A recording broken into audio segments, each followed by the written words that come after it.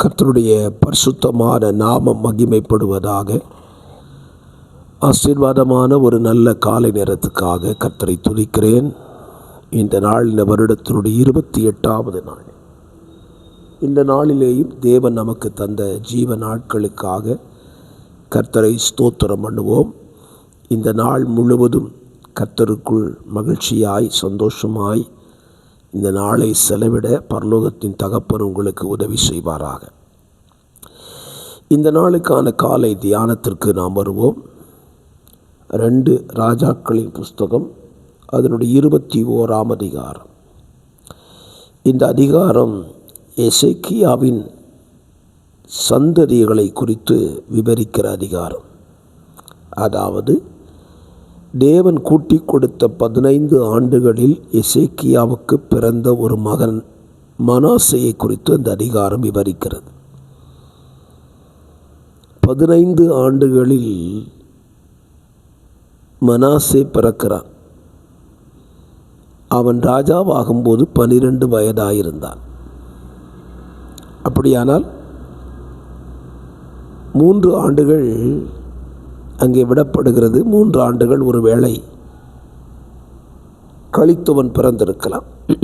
12 வயதில் அரசாங்கத்துக்கு வருகிறவன்.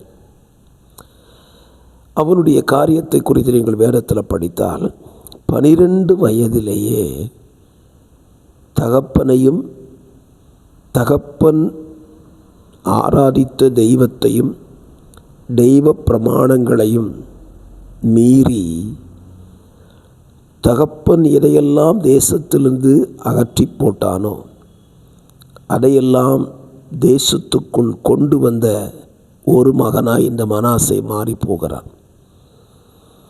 மனாசையை சிந்திக்கிற வேளையில் நம்முடைய சந்ததிகளை சிந்திப்போம்.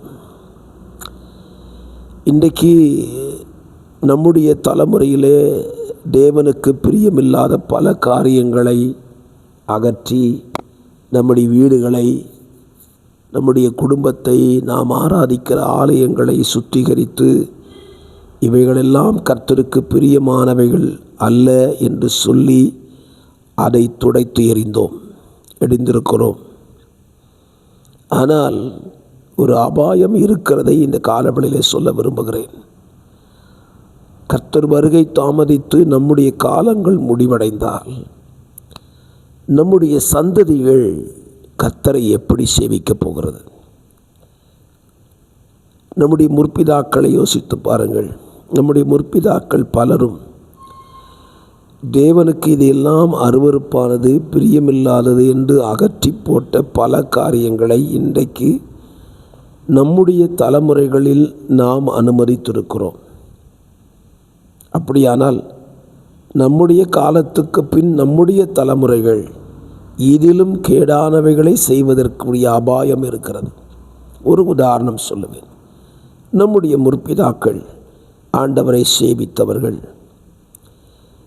வஸ்திர தரிப்பிலே தங்களை அலங்கரித்து கொள்வதிலே இதெல்லாம் கர்த்தருக்கு பிரியமில்லை என்று ஒதுக்கிவிட்டார்கள் அல்லவா? விலை உயர்ந்த வஸ்திரங்களோ ஆபரணங்களையோ அணிந்து கொள்வது தெய்வத்துக்கு பிரியமில்லை என்று அகற்றிவிட்டார்கள். இன்றைக்கு யோசித்து பாருங்கள். இன்றைக்கு அதை அனுமதித்திருக்கிறோம் அல்லவா? விலை உயர்ந்த வஸ்திரம் போடுவது தவறல்ல, நகை அணிவது தவறல்ல, அனுமதித்து விட்டோம் அல்லவா? நாமே இந்த தவறை செய்தால் நமக்கு பின் வருகிற சந்ததிகள் என்ன தவறு செய்ய மாட்டார்கள்? ஆகவே இன்றைக்கே சிந்தியுங்கள். நாம் அகற்றுகிறதை, அகற்றி போட்டதை நம்முடைய தலைமுறைகள் அனுமதிக்காதிருக்க தலைமுறைகளுக்காக ஜெபிப்போம். எசேக்கியா தலைமுறையை குறித்து கவலைப்படவில்லை. ஆகவே மனாசே தெய்வத்துக்கு மிகவும் கோபம் உண்டாக்கக்கூடிய அளவுக்கு அவன் நடந்து கொண்டான். ஆகவே நம்முடைய சந்ததிகள் அப்படி மாறிவிடாதிருக்க இப்பொழுதே ஜெபிப்போம், கவனமாயிருப்போம். பரிசுத்த பிதாவே, எச்சரிப்பான வார்த்தைகளை கேட்கிறது எங்களை திருத்திக் கொள்வதற்கும் எங்கள் தலைமுறைகளுக்காக ஜெபிப்பதற்கும் இது உதவிகரமாக இருக்கட்டும். இயேசுவின் நாமத்தில் ஜெபிக்கிறேன் நல்ல பிதாவே.